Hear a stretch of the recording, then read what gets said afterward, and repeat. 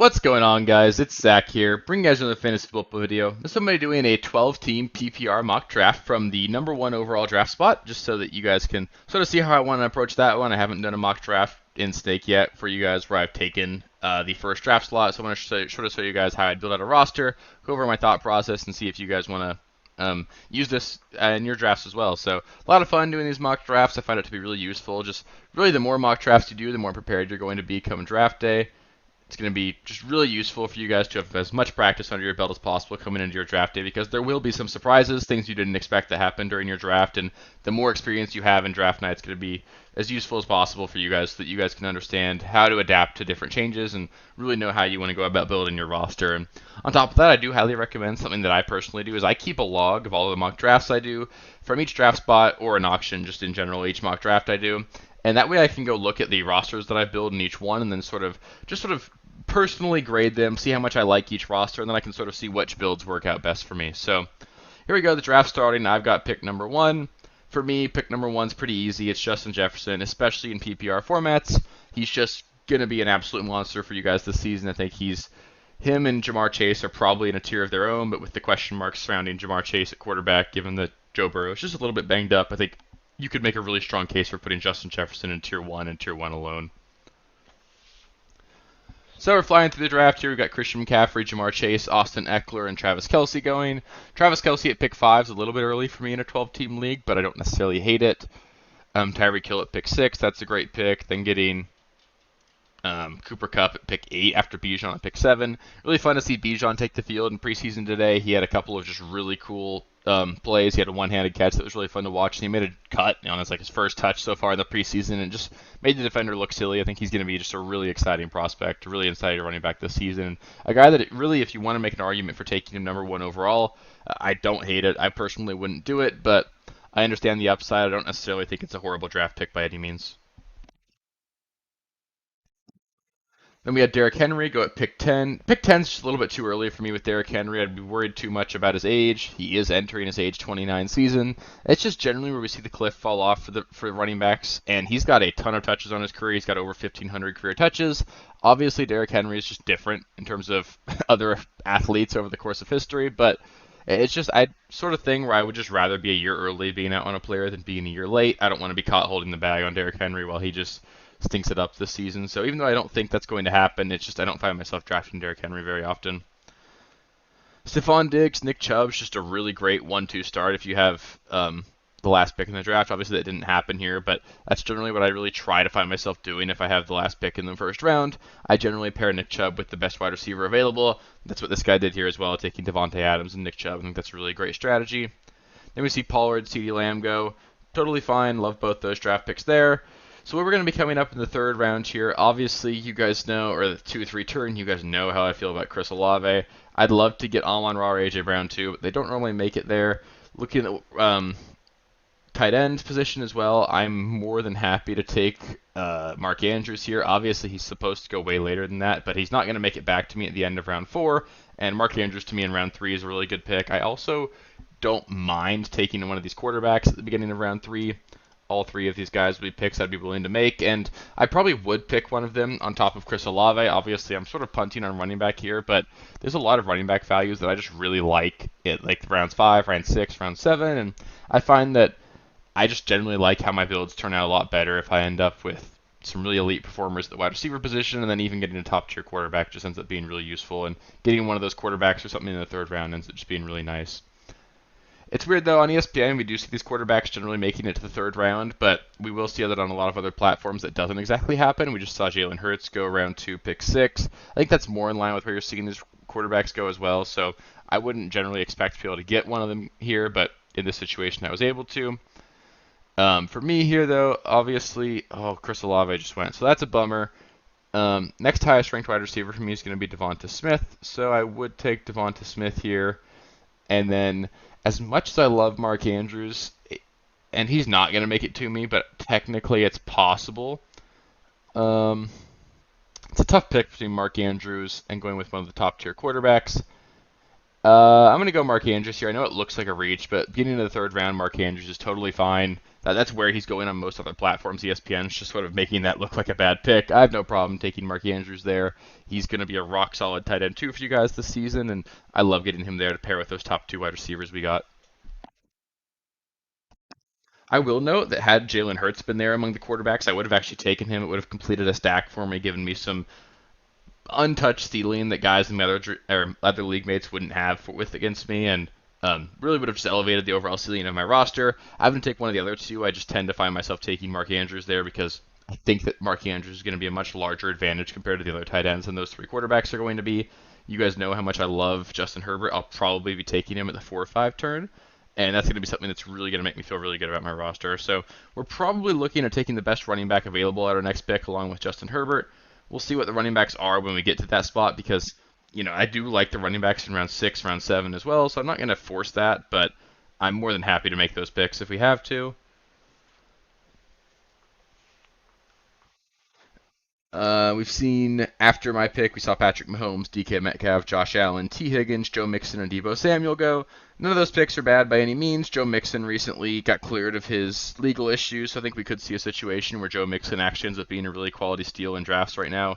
He's being drafted in the middle of the third round. I think he could legitimately be a guy that finishes a top 10 running back. He's been a running back one for like 4 or 5 years in a row. He's clearly just a good running back. He's going to be a guy that's going to get a ton of touches on a really good offense, and he could end up just being a guy that we're all sleeping on for no reason, sort of like what we saw with Josh Jacobs last season. So, sort of interesting, but I still don't find myself taking Joe Mixon a ton. After Mixon, we saw Debo, Etienne, Gibbs, Najee, Jones, and Amari Cooper go. All great picks. Sort of starting to look ahead now. We're 11 picks away from our pick, but looking at the running backs available, guys that I'd be happy taking there, it'd be Miles Sanders, James Conner. I don't really want to take James Conner at the 4 or 5 turn. That feels like a little bit of a reach. I'm not really high on any of these 4 guys ahead of them, so my next 2 highest ranked running backs would be Sanders and Conner. Obviously, you guys know how I feel about Montgomery. You guys know I like Madison and Akers as well. Dobbins is a great pick on ESPN. You can get him really late, but he's just going to be an absolute steal if you're drafted on ESPN. I highly recommend you target him there. At wide receiver, if Judy's there, it is an interesting pick to make. I do think Judy's just going to legitimately be a guy that can finish as the top 10 wide receiver this season and a guy that I do love to have on my roster.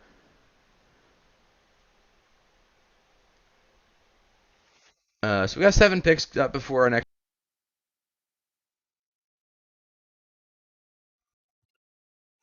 So 5 picks before our pick here. We just saw Lamar and Jerry Judy go. Looking at the other wide receivers here, nobody really screams out to me as a really good value. Nobody that I'm going to be dying to take. I'll probably just be looking at the running back position. I just can't see myself really taking a value there. Probably looking at Justin Herbert and Miles Sanders with our next 2 picks, but we'll see how that turns out. Hopefully, so we just saw Burrow go, so now it's a little bit scary knowing that we could potentially miss out on Herbert. If that happens, I will be waiting on the quarterback position. Although I don't think it's going to happen to us. One of the teams after me did take Josh Allen, so no real risk of another quarterback going off the board here.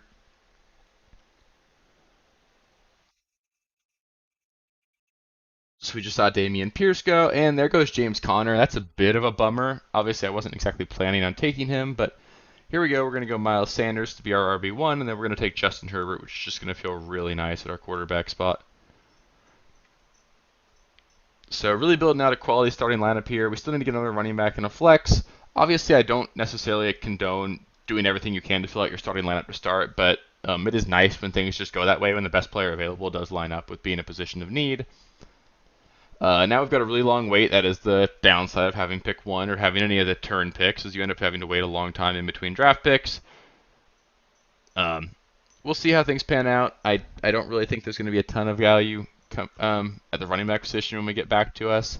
I really hope that we can get David Montgomery with our next pick, and that's something that I probably would do. I think you could even see me take David Montgomery and J.K. Dobbins, getting 3 running backs that I'm really comfortable with, given that I've got 2 elite wide receivers and guys that I feel like are going to really hold it down for me, and that I can piece together my wide receiver 3 if I need to.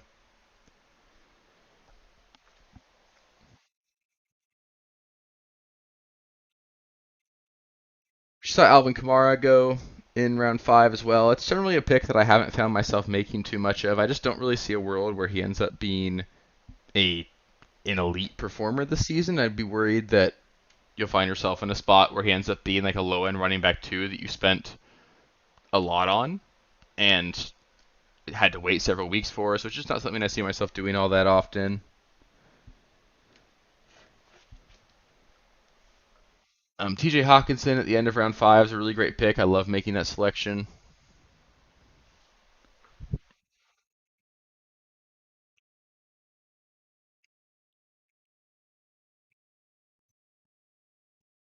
Kenneth Walker at the end of round 5 is pretty reasonable in my mind as well. Obviously, he's got a ton of upside. He could legitimately finish as a top 10 running back this season. I do have him ranked outside my top 20 at the position. He's not a guy that I've been targeting, but he could be a guy that burns me just because of how athletic he is, how explosive he is, and honestly, how good that Seahawks offense might be. There are a ton of weapons there. There could be a ton of scoring opportunities for him, and if he can still hold down that goal line work role, then he could really be just an absolute steal where he's going right now.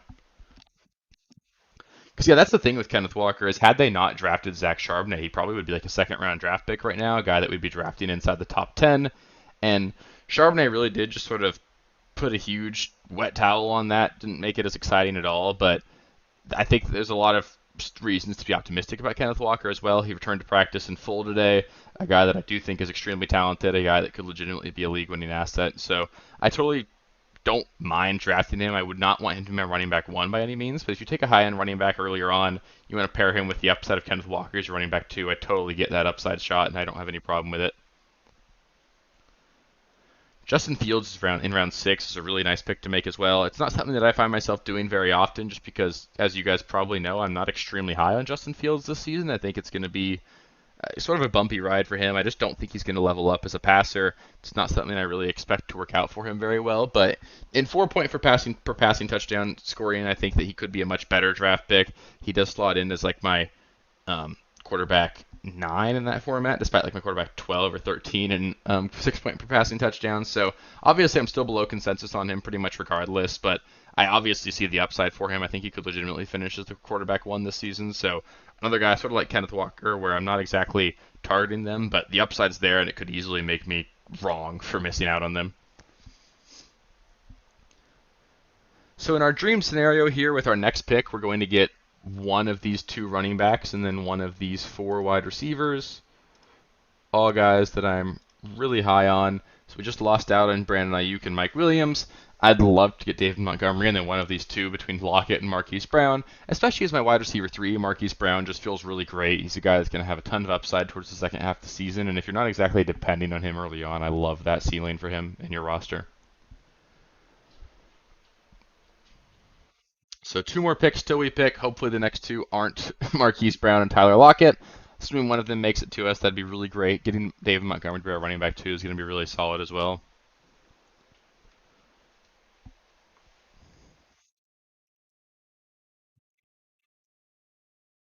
So there goes Dallas Goddard. That is perfect. So as long as David Montgomery doesn't go here, I'm going to be super happy with how this draft's turning out so far. And there goes Tyler Lockett. So now you guys know we're going to take David Montgomery, and then we're going to take Marquise Brown. And now we were able to take best player available, pretty much every single draft pick, and fill out our starting lineup. Really optimal start for us here. We've got 2 running backs I'm way above consensus on, 2 guys that I think are going to be top 16 guys, and then we've got 3 wide receivers that I have all ranked inside my top 20, 2 of which are inside my top 12. I've got my quarterback 4, I've got my tight end 2. This is a really solid roster and something that I'd be absolutely stoked about. So far I'm really liking picking from the number 1 spot. Shocker, I know. It might be advantageous to have the number 1 overall pick in fantasy. I do really like how that pans out for you guys, and I do really love this build. I think it makes a lot of sense to target wide receiver early, especially with this build, because you can pair 2 elite wide receivers to start your draft. You can even wait on the wide receiver spot or the running back spot after round 3, because in round 4 you're going to get a really good value, and then like I said, there's really good values in round 6, round 7, guys like David Montgomery, guys like J.K. Dobbins. Even later on, there's guys like Antonio Gibson that I really like. Plenty of running backs that go late that I think are going to be really good for you guys this season, and guys that don't necessarily mean you need to reach for running backs early on, even though that's sort of been the consensus up until this season.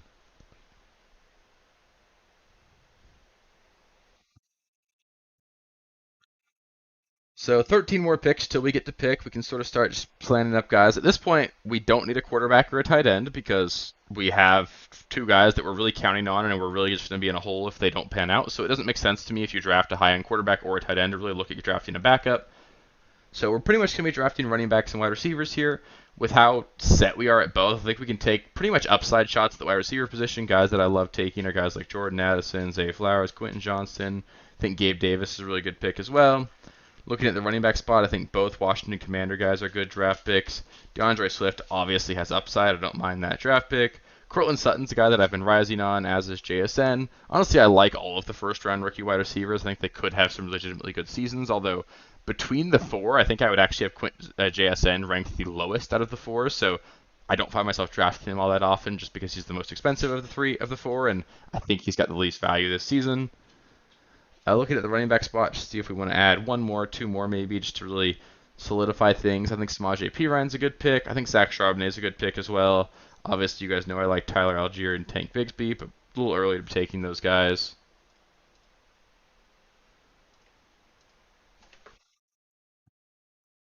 So hopefully we can get Antonio Gibson with our next pick. That would be the ideal scenario. It would really make me feel a lot better about our running back room because, as you guys can see, we do only have two running backs that I'm comfortable with, and our running back two and David Montgomery is somebody that I do have significantly above consensus. There is always a world out there where I'm wrong, and then David Montgomery is not a guy that I want to be starting every single week. So I want to get one more running back. That's definitely the priority here.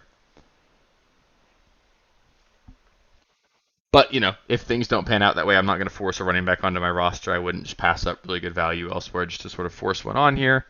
So we'll see how it goes. 8 picks till our next pick. We just saw JSN go, Traylon Burks, Cortland Sutton.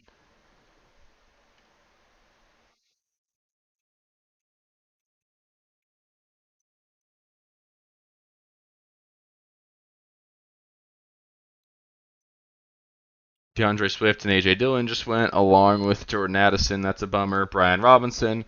Hopefully Antonio Gibson doesn't go here, and then we'll be really happy. If he does go, we're probably looking at taking one of these three wide receivers along with Samaje Perine.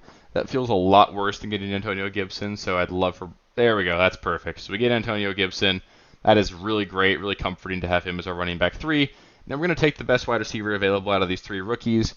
I do have Zay Flowers ranked just ahead of Quentin Johnston, but because I have Justin Herbert, I'm going to take Quentin Johnston here. Give myself that stat, give myself that upside as a guy that I really think could really elevate my roster with having rostered Herbert already.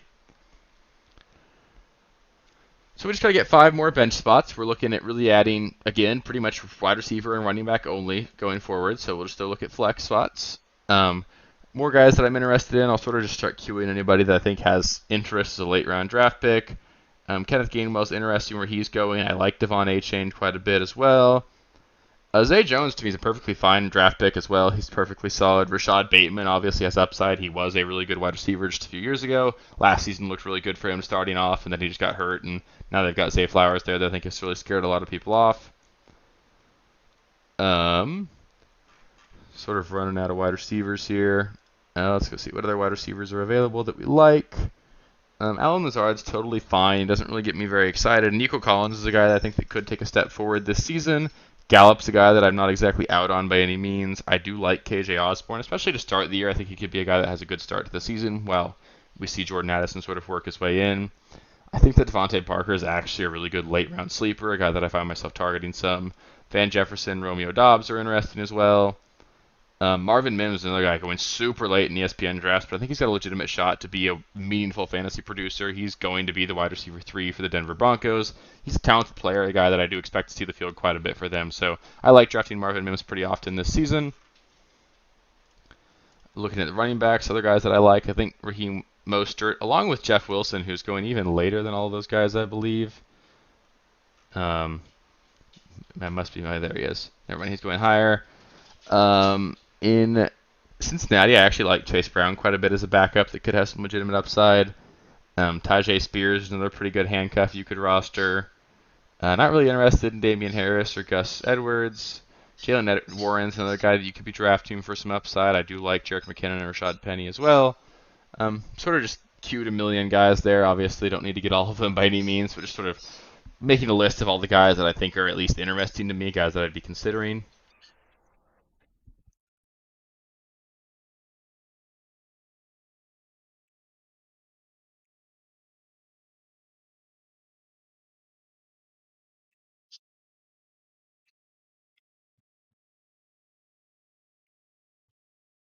And we just saw Odell Beckham go at the end of round 9. I honestly think that's just a really horrible draft pick. I know there's not a whole lot of players left, but like taking Odell Beckham ahead of Zay Flowers is just crazy to me. Zay Flowers is clearly the more talented wide receiver. He's clearly going to be the number one to start the season, and he's only going to get better over the course of the season. Sounds more and more like Odell Beckham's just got one foot out the door. He's already talked about retiring after this season. He's just not a guy that I really want on my roster. Not a guy that I think's even going to be a guy that's going to be on fantasy rosters by the end of the season. I think he's going to be a guy that ends up just being a waiver kind of guy.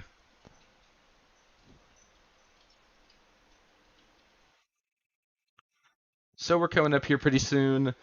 I'd probably be looking at taking another running back or two potentially. Guys that I'm really high on. I do think I like Zach Charbonnet quite a bit. I also like Tyler Algier and Tank Bigsby quite a bit as well.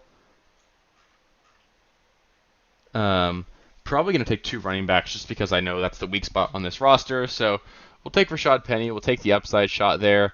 And then we'll probably take Zach Charbonnet. I think he's going to be a guy that's going to slot in and be a guy that actually is going to catch a lot of passes early on in the season. And if something did happen to Kenneth Walker, Charbonnet could definitely be a league winner this season. There are a lot of running backs that sort of fit that mold. Guys like Elijah Mitchell, Zach Charbonnet, Tyler Algier, Tank Bigsby, who I've talked about quite a bit. Just a lot of quote unquote backup running backs that I actually think could step into really high end roles this season. There are other running backs that I don't really think that could happen for, guys like Jalen Warren. If something were to happen to Najee, I don't really see a world where Jalen Warren would just suddenly get all the touches in that offense. Obviously, I do like Jalen Warren, the player. I think he's going to be a guy that you can use in your flex if you want to, but I don't think he has that true ceiling that some of the other guys do that are backups.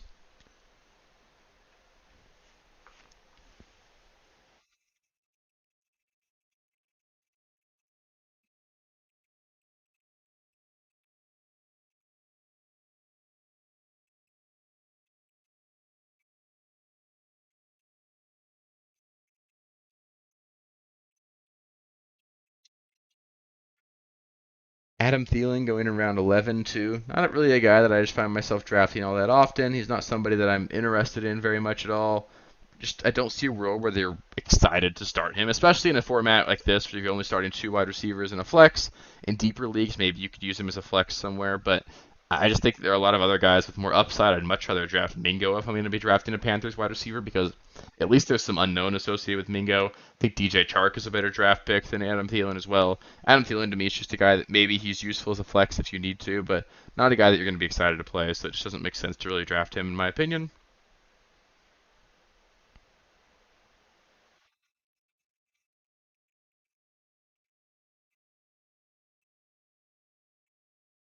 Kadarius Toney is interesting. I do think he's probably going to be a bust, but now that he's dropped all the way into the late 11th round, early 12th round, I think he's actually a pretty good draft pick. The upside's definitely there for him. We know how talented and how explosive he can be. If he ends up coming back, he's got a shot to be the wide receiver one for the Kansas City Chiefs. I would currently bet on that being Sky Moore along with MVS, potentially. Rasheed Rice has a shot as well. But there's just a lot of uncertainty there. It's the kind of pick that I'm okay making this late because the upside's actually there for him, a guy that could legitimately finish as a top tier talent for you guys. And you'll know pretty early if you want to hold on to him. He's injured right now, so you can put him on IR if you draft him, and then if he comes back, you'll see how involved he is. And if he's not involved, you can let him hit the waiver wire and let someone else deal with the headache.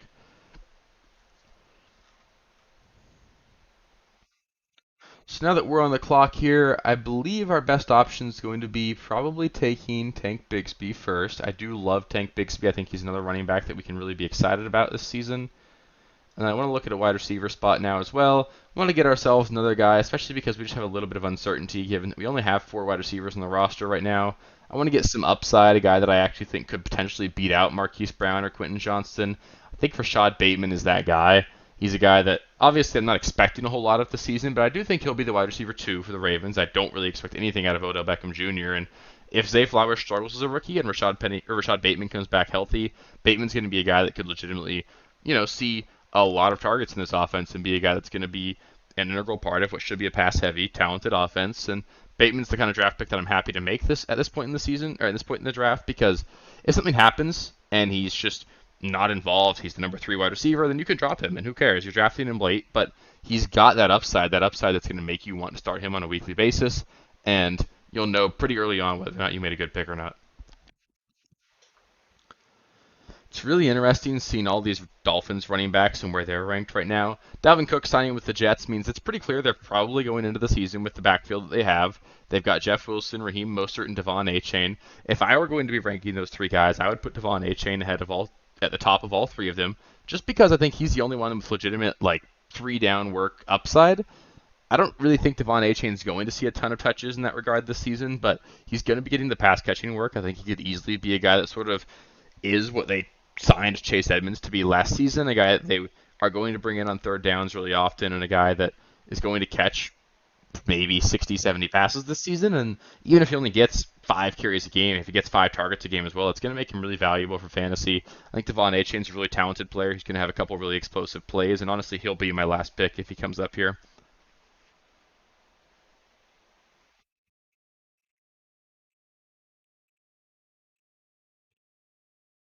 So hopefully he does make it here, and then we'll just need a kicker and a defense. I'll make a selection of a defense, and then I won't make you guys wait for the rest of it, just because that would be rude.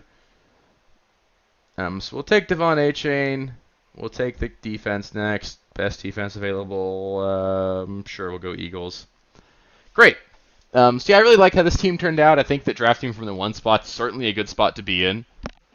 We ended up with Justin Herbert at quarterback. Our 2 starting running backs are going to be Miles Sanders and David Montgomery. Our 3 starting wide receivers would be Justin Jefferson, Devonta Smith, and Marquise Brown. Our starting tight end would be Mark Andrews. And on the bench at running back, we would have Antonio Gibson, Rashad Penny, Zach Charbonnet, Tank Bigsby, and Devon Achane. As you can see, we sort of just took the shotgun approach at the backup running back spots, just try to get as many as possible, get a lot of upside there. It's certainly something I do recommend you guys do as well.